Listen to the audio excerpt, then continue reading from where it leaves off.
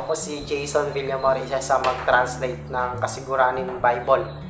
Talaga nga ni pong kailangan talaga ng Bible na kasiguranin dahil sa magitan nito ay mas lalong maakit yung mga totoo na magbasa kasi sariling lengguwa yung gamit ng Biblia Tsaka sa magitan ng kasiguranin ay mas maunawaan yung gustong ipalabas ng Biblia sa mga totoo. Kaya nga po, nung minasanay ko na mayroong Bible translation na ikakasiguranin yung Bible ay minatuwa ako dahil ay first time ito sa bayan ng kasiguranin. Tsaka nga sana nga ay umaasa ako na itong project na ito ay maging matagumpay at sana ay mas marami pang matulungan. Maraming maabot na kaluluwa itong Bible translation na ito ng kasiguranin.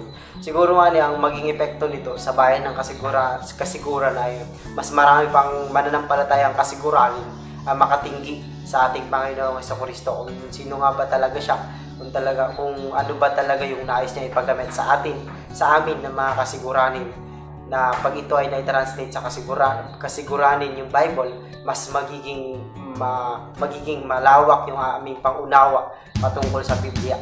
Kaya naman po, yun po ay napakalaking tulong sa bayan ng kasiguranin.